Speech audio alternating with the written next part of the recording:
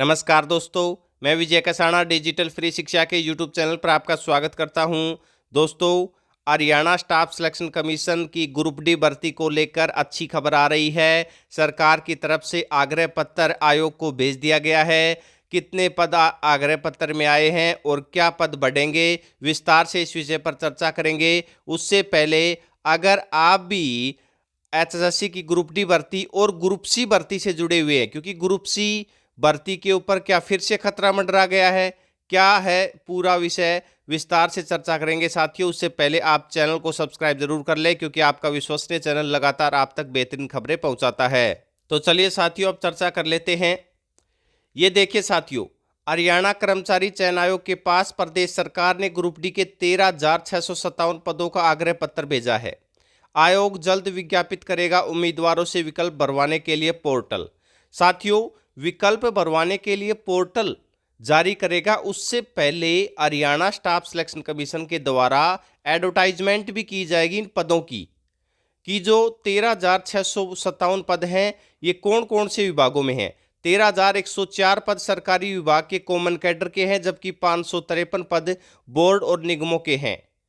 दैनिक सवेरा ने ये जानकारी जुटाई थी साथियों। तो चेयरमैन साहब से जब पूछा तो उन्होंने बताया है कि आयोग इन पदों को जल्द विज्ञापित करेगा और साथ में उम्मीदवारों से विकल्प भरवाने के लिए पोर्टल भी जारी करेगा।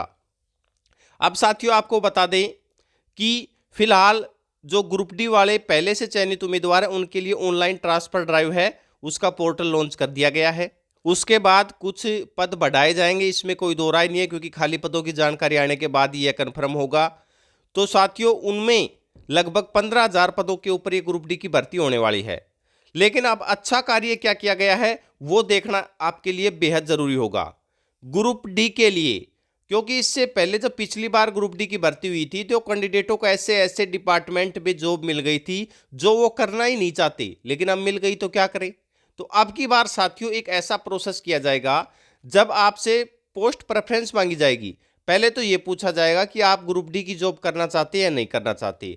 अगर कोई नहीं के ऊपर क्लिक करेगा तो उसका ग्रुप डी में चयन नहीं होगा, और अगर हां पर करेगा तो उसके बाद पोर्टल आपसे पूछेगा कि ग्रुप डी के किन पदों पर आप चयन नहीं चाहते हैं, यानी कि कौन कौन सी पोस्टों की डिटेल तो पहले एडवर्टाइजमेंट में दिखा दी जाएगी।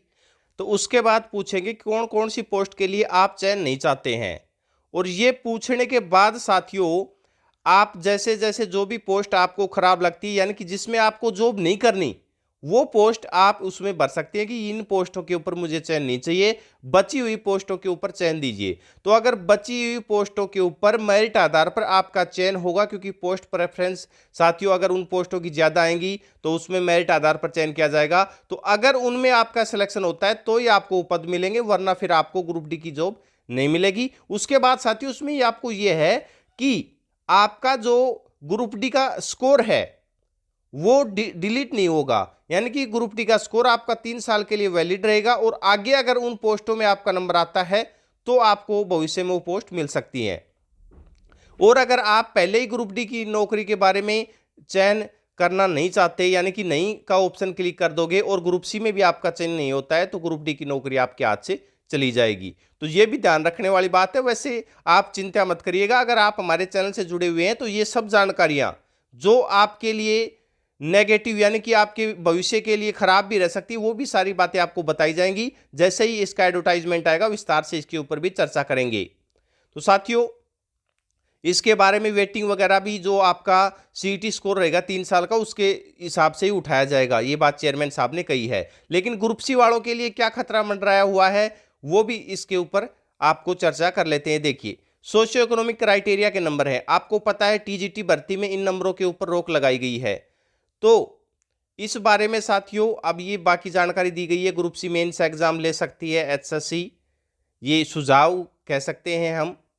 लेकिन अब मुद्दा कहां उठका हुआ है ये देखिए, आयोग के चेयरमैन से जब पूछा गया है कि टीजीटी केस में सामाजिक आर्थिक मानदंड के 5 अंकों पर लगी रोक का असर क्या ग्रुप सी के पदों पर भी पड़ेगा, तब उन्होंने जवाब दिया, यानी कि साथियों चेयरमैन साहब ने जवाब दिया है कि इसके लिए आयोग रणनीति बना रहा है, कानूनी सलाह लेकर ही कुछ कहा जा सकता है। यानी कि इसके बारे में अभी चेयरमैन साहब ने भी नहीं कहा है कि क्या टीजीटी वाला मसला है वो ग्रुप सी भर्तियों में भी पेच फंसा सकता है, क्या खतरा मंडरा सकता है, तो इसके ऊपर आयोग कानूनी सलाह ले रहा है। आपको टेंशन लेने की जरूरत नहीं, आपका जो कार्य है वो सुचारू रूप से चलेगा।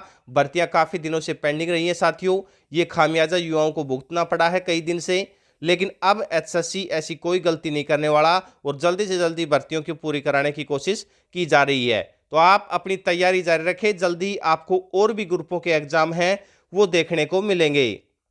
तो साथियों, ऐसी सभी भर्तियों से रिलेटेड जानकारी आपके चैनल के ऊपर प्रोवाइड करवाई जाएंगी। अपना कीमती समय देने के लिए बहुत बहुत धन्यवाद।